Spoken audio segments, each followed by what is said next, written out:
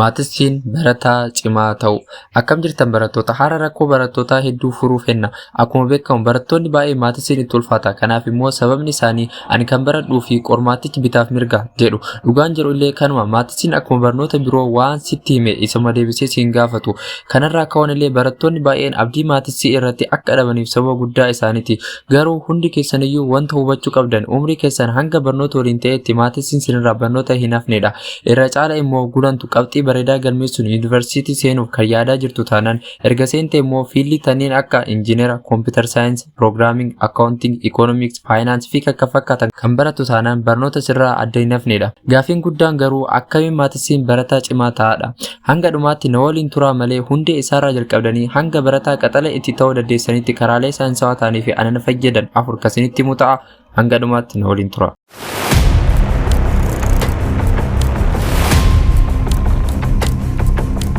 Inni jalqabaa fi hangafaa afaan maatii beekudha. Eeyyee maatiin afaan of danda'e qaba. Isa qofa osoo hin taane barnoonni hundi afaan of danda'e qabu.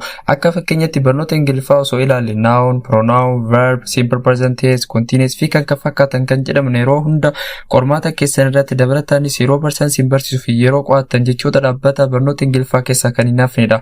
Maarreesin jechoota tanneen kan beektan taana barnoota Ingiliffaa parsantii 50 isinii salphata jechuudha. Haaluma wal fakkaatuun afaanota maatii beeknan tanneen akka natural number, integer number, rational number, odd number, even number, prime number, set, subset, belongs to, relation, function, variable, expression, linear, quadratic, domain, range, equality, inequality kan jedhaman beektan jechuun maatii walii galuu dandeessu. Maal akkasiin hin jedhu ergaa isaa fi qormaata isaa salphumatti hubachuu fi probleemota maatii waliin wal qabatan shallaguu dandeessu. Mee fakkeenya loosini fudhadhe expression jechuun variable yookaan jijjiiramootni lama yoo waliin dhufanidha. Fakkeenya 5x plus 3y osoo jenne expression jennaani.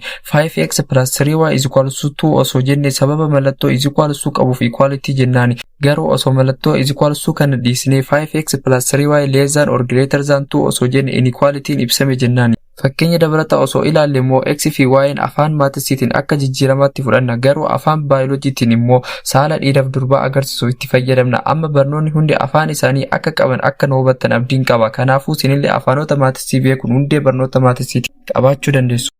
Inni lammaffaa maatiin barataa cimaa kasiin godhu barsaa kee hordofuudha. Maaliif sitti fakkaate barnoota maatii irratti seera tokko osoo barattee seeru sun maalii jedhama jedhamtee hin gaafatamtu. Kan gaafatamtu seeru sun haala kamii lakkoofsa irratti hojjetu yookaan probleemii tokko ittiin furisiin jedha.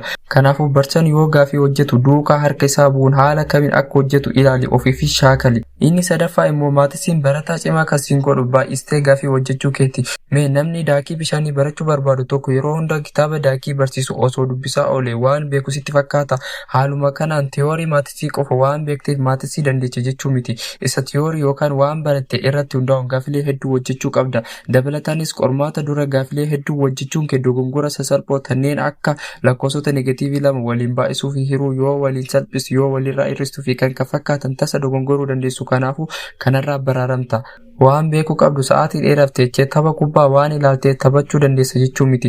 Hanga dirree keessatti gadi buutee taphachuu jalqabdutti. Kanaafuu dogongortuus of sirreessi itti fufi shaakali. Sababni isaas practice the mother of skill waan jedhamuufi. Inni dhumaa immoo saayintistoonni akka jedhanitti milkaa'ina osoo dhibbarraa ilaalame parsantii 90 consistency yookaan dhaabbatummaa ati hojii sanaa gootudha. Kanaafuu miira keetii osoo hin taane kaayyoo keetiif bitamuun waan karoorfatte yeroo karoorfatteetti raawwadhu. Chaanaaliin kunillee milkaa'ina jalqabdu gumaacha xiqqoo isaatu siif qabu waan danda'u subscribe gochuun miseensa ta'uu keetiin dagatiin. Viidiyoon kunillee sitti tolaan laayik gochuun naaf ibsuu dandeessa. Turtii gaarii.